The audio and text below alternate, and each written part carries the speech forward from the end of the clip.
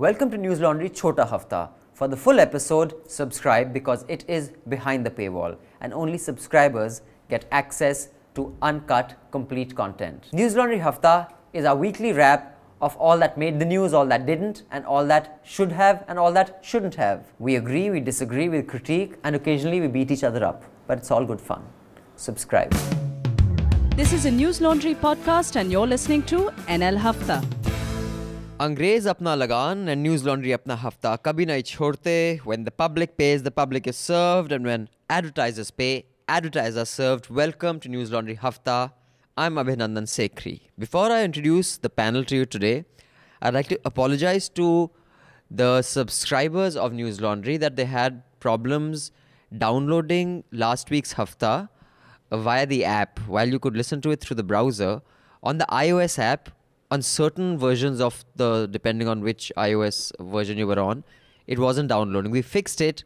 We're working on a completely new podcast player. The problem is that because we have a paywall, all the podcast player that already exists that we can just bung onto our website do not have a paywall capability. So we cannot put some stuff behind the paywall and some in front. And as you know, some of our podcasts are behind the paywall and some are not. So I'd like to apologize to you. Thank you for your support. You mean everything to us. We are creating a player that is going to be completely smooth and work like Makhan, as Anil Kapoor would say, jhakas. With that thought, let me introduce the panel to you. We have our consulting editor and in-house scientist, Anand Ranganathan. Hello. We have Manisha Pandey here. Hello. That's the only introduction you're going to get now. AWJ. Yes. And we have Anand Vardhan. Every hafta you do this. And we have Madhu Trehan. Hi. Joining us soon is going to be Sushant Sareen. He is a strategic affair analyst, is a regular panelist on many debates that you see. He is a senior fellow at Vivekananda International Foundation. It's a Delhi-based think tank. I'll tell you more about him as we move forward. He's also a regular columnist for News Laundry. Also to my Punjabi brother, Besakhi di lakh vadaiyan. Ho jaye. Chak de leave for the whatever and have lots of gut drunk. Okay, bye. ठीक है. So now, you never celebrate Tamil festival. I do. Yeah, that's true. You've never wished anyone Pongal. I love like this half Tam, half Punjabi. Chak de idli utha le paratha. Chak de idli, tere chutney. Yo. Which was the last Tamil festival? I'm offended. I meant chuck is throw. Half of me is offended. No, I celebrate at home, yeah. Pongal, shongal, kuch na kuch karte rehta. Okay, we are going to be discussing a whole bunch of stuff, including the Pakistani death sentence for an alleged spy, Kulbhushan Yadav. He's been sentenced to death. Then the Election Commission has thrown open a challenge to try to hack the EVMs. I haven't seen anyone lining up to try to take them up on that. Tibet and China again become a big deal, and Arunachal Pradesh is also in that imbroglio. Maya Kudnani to examine 14 persons, including Amit Shah, as a defense witness in Naroda massacre case. Trump's vision of the world and what he said after he bombed Syria. But UP's Anti-Romeo squads and Haryana also launches Operation Durga for women's safety. I don't know how safe women will feel. I've seen what these anti-Romeo squads do to the women. Then the Modi government's minister's statement that if a person can only eat 2 prawns, why should he be served 6? This has caused lots of consternation on social media. I'd like to talk about this. Is it okay or is it not? And Suresh Chavhanke, Manisha Pandey's favorite editor. I was the first to discover him. The glorious Chavhanke. You were the Subhash guy to his Madhuri Dixit. Exactly. So, is there a bucket where I can throw up?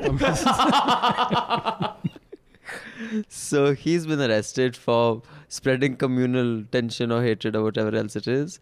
That and more, whatever else we'd like to discuss. On a slightly serious note, let's get this out of the way because it's kind of macabre.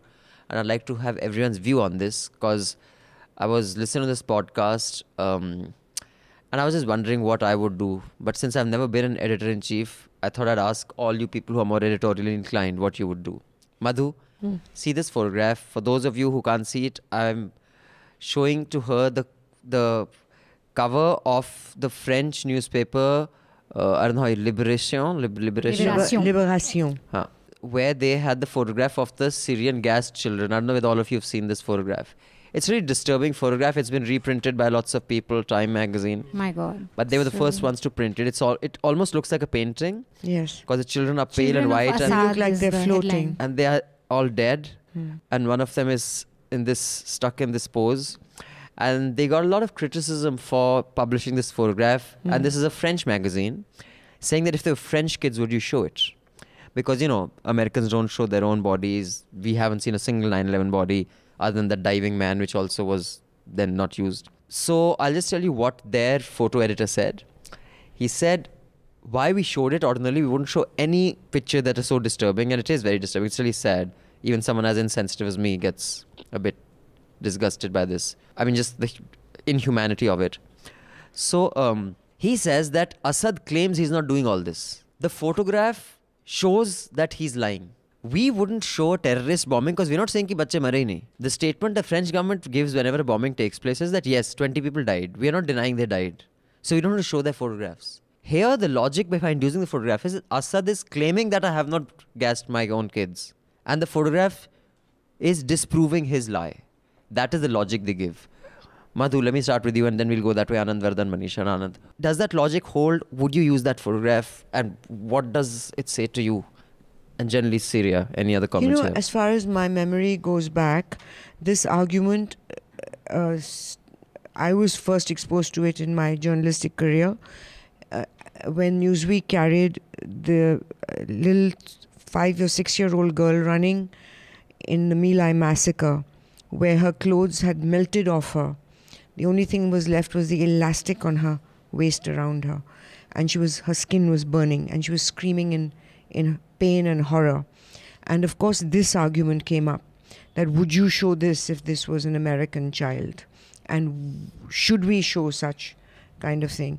So again, with the baby on the beach, the same argument came up, that would we show this if it was a white child? There is a differentiation, I think, in the Western media, in the rather comfortable ability to show other cultures' pain, and in their own they are a little more cautious. As you mentioned, in 9/11 there were horrific photographs that never, because we saw them in documentaries, but those stills never made it to newspapers or magazines or even the internet. Actually, most of them were kind of there was a quietus on it. So when your own pain is so great, then your journalistic reasons for showing somebody else's pain seems to step up more. But so I think that I do agree that there is a difference. A double standard. There is a double standard. However, I do feel as a journalist that these things must be shown because they bring the pain. Because we're not there for pretty pictures. We're not there to show good things. We're there to show this is how bad it is. You take part in a lot of debates, and I know you're an expert. You've got a library full of every book ever written on this area, and you've written a couple yourself. When I see these debates, and especially, and you've been on many of Arnab's shows, I know it's not okay to say it, and it may not, but they construct debates based on this guy is not a spy because the Indian government has rejected it. He has rejected it. Even if he were, and in all likelihood he probably would be, he's not going to say haan main hu. Matlab, when a news debate is constructed and generals are taking part in it, it is built on a mythology and so many people are consuming it. A, do you think that's problematic? And B, what is the way to deal with it? Because when you sign up to be a spy, you sign up for this eventuality. Is there any resolution even possible? That's television, right?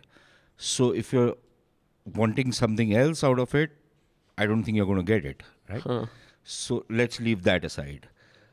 As far as this particular guy is concerned, I'm not going to be brave enough to say that, yes, he was a spy. Yeah, okay. There could be a number of theories of what he was trying to do, why he had the passport, if at all that is a genuine Indian passport, what he was doing out there. Was he trapped in the same way as now the Pakistani media is saying that a Pakistani ISI officer has been trapped? And there are amazing parallels between the two cases, right? So the point is, I don't know what his background is. Nobody's talking about it. nobody seems to know anything about the guy. It's entirely possible. Remember one thing, that is an area which is notorious for human smuggling. That area being? The Chabahar area, the Balochistan, that belt is notorious for human smuggling. This guy had a dhow. Was he involved in some of that activity? Did he, if at all, his passport was a genuine passport with a Muslim name? Could it be that he got that passport made because as a Muslim or pretending to be a Muslim, living in Iran and doing business out there would probably ease things up for him? I don't know. From the Pakistani side, if you look at just the confession which has been aired, it is so problematic because there are so many loopholes in that confession that it's laughable, right? There's just too many inconsistencies in that. Even from the Pakistani narrative, we even don't know where he was arrested from. Yeah, they aren't there giving are 2 or 3 stories. And assuming, because one story is that he was arrested from somewhere near Quetta, which means that if he crossed over from anywhere on the border with Iran, he had to travel almost 700 to 900 kilometers on that road, which is crawling with security personnel, right? How is that even possible? Now, Ram Vilas Paswan. Now, correct me if I'm wrong, because, I haven't seen his bite. I've just got this from what I've read. And since I read English media, as Joy pointed out, I may have got it wrong. But I will check with Sudhir Chaudhary, though. Modi government to fix portions of food served in hotels. Ram Vilas Paswan said if a person can eat only 2 prawns, why should he or she be served 6? If a person eats only 2 idlis, why serve 4? Now, as a very small eater, I must say, I have always questioned, why can I not get half a plate? Because I never finish what comes. And people judge me, tu to waste karta hai, tu waste karta hai. मैंने कहा, तू खा के मर. मैं खुश हूँ, पतला, डंडी की तरह. He has not said you must only serve 2. That's what I thought by the initial reports. Yeah, this was and I remember misreporting on part of Michelle Hindustan Obama, Times. when she had said high school canteens and college canteens should not serve junk food. They should serve healthy food. She was, the loony, conservative right of US came after her. She's going after her freedoms. She's saying, I'm just saying eat healthier. That's all.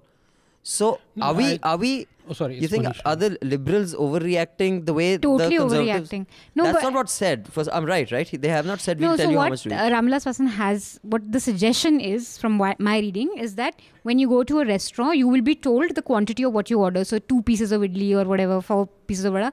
So you can make up your mind of how much you want to order, which is really helpful.